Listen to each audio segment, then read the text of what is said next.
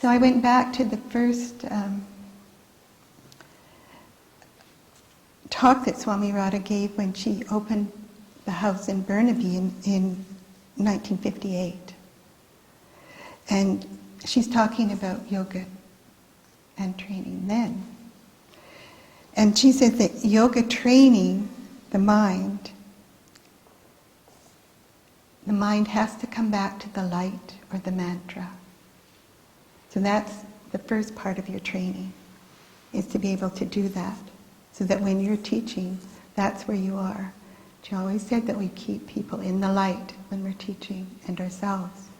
Because you don't know what's inside someone else's head. There's just no way you can know. And so, and she said that she couldn't teach. The teaching of yoga ends in knowledge, inner wisdom. There's no other reason to do yoga. And I thought that was really important. Because there's so many yogas out there. And the idea behind yoga is knowledge and wisdom and your own inner understanding. And she can't teach anything other than what was given to her. So she couldn't go out and start teaching something else and making it up. She was given the teachings and she stayed with them. This is what the ashram is about. There is a protection then because of the lineage of those teachings. There's always that protection. You can even think of Swami Radha standing beside you, or Gurudev Shivananda, or any teacher that has given you some knowledge of those teachings. So that from that comes your own revelations of who you are and what you're to do. So you focus and you study. You tune in. You increase your concentration. You overcome the restlessness of your mind and your emotions. You do things simply and with quality.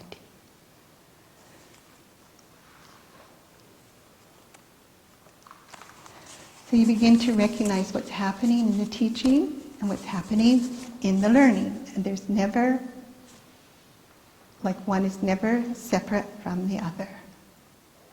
Whatever you learn, whatever little bit, it's like the kindergarten story where you put out the scissors and the papers and the glue and the crayons, and they all teach each other how to cut, color, and paste.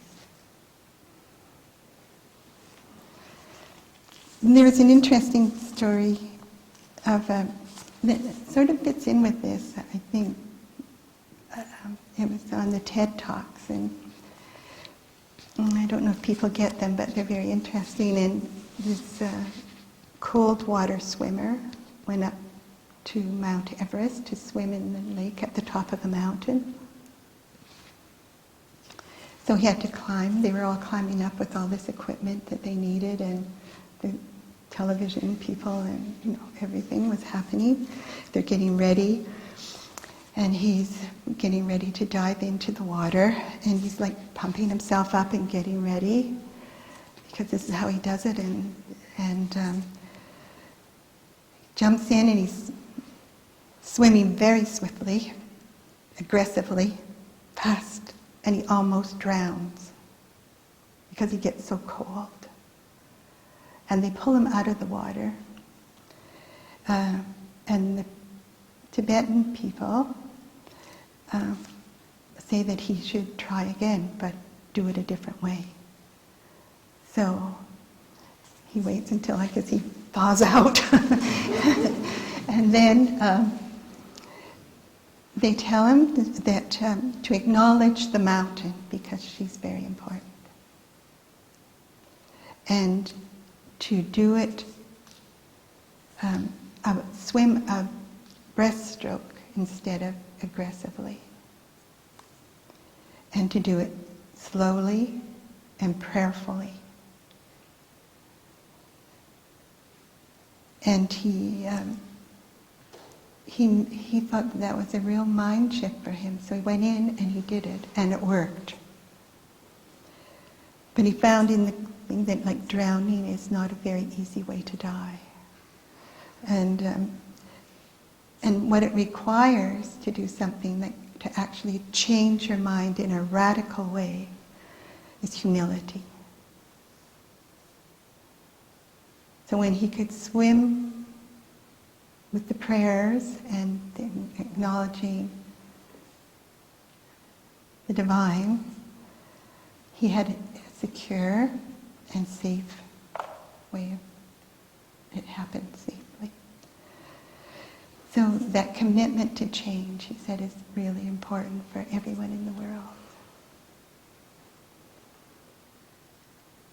But it's the same message as Swami Radha when she says, you need that humility to understand the Kundalini system. So what are the circumstances that you find yourself in today? What are they asking of you? What do you need to do? What is needed in this world today?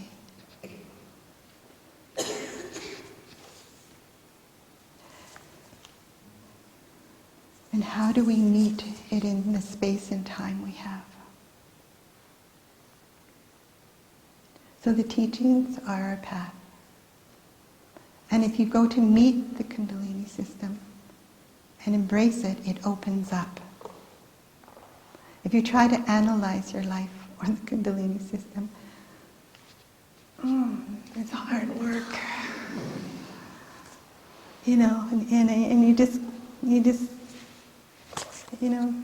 have to meet yourself and say, this is who I am, and open to that. There's so many layers to us, but there's some very, very wonderful, beautiful things inside everyone. People are transforming every time they come to this ashram and do something. So do not walk out of this ashram without being transformed. Do not go out the same way you came in. And bring the light to everyone you meet.